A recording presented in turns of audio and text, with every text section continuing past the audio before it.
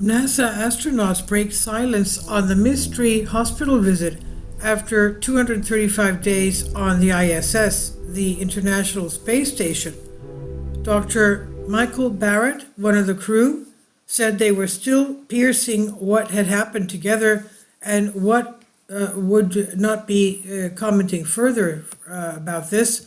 Three NASA astronauts, fresh off a 235-day mission aboard the International Space Station, have spoken for the first time about their trip, including a spacewalk which almost ended in catastrophe.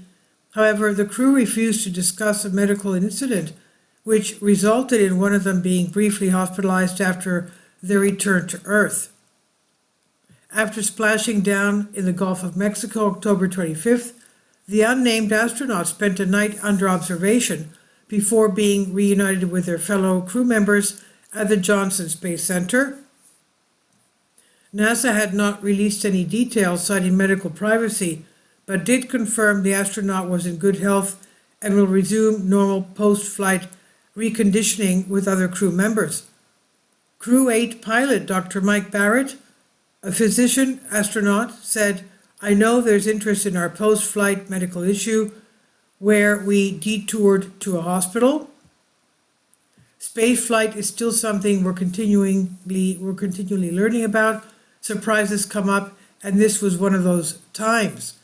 We're still piecing it together, and out of respect for privacy, that's all we'll be saying for now," he said. Alongside Barrett, Commander Matt Dominic as astronaut Janit Epps and Russian cosmonaut Alexander Grebenkin spent almost 8 months aboard the ISS and returned in good health and spirits. Mr. Grebenkin returned to Moscow soon after the splashdown, where he was seen smiling in a social media post. The crew shared stories of their mission, including a June spacewalk that nearly ended in disaster due to a leak in the airlock.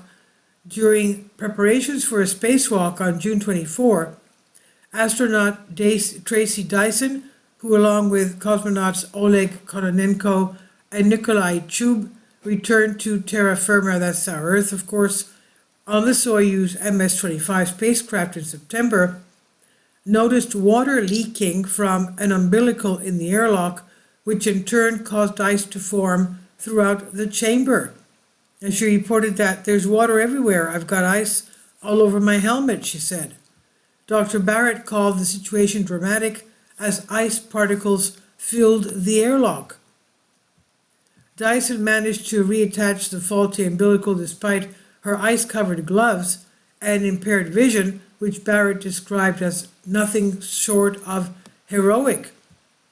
NASA has confirmed that preparations are in place for spacewalks to resume in January with upgrades to the suits and airlock, though Barrett noted none of our spacesuits are spring chickens, so we expect to see hardware issues with repeated use. Once he returned, Dr.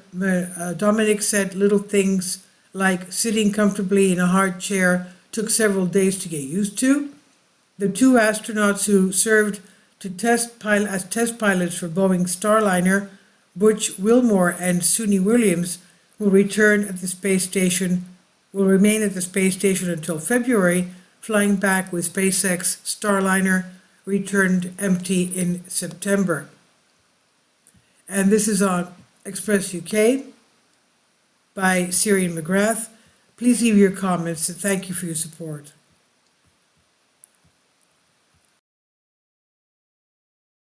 Support my Patreon account. The daily posts are 5 videos daily, and they are totally different from what I have on my YouTube channel. Thank you so much for your support and that you find all my content so interesting. You'll find the Patreon account details in the description box below.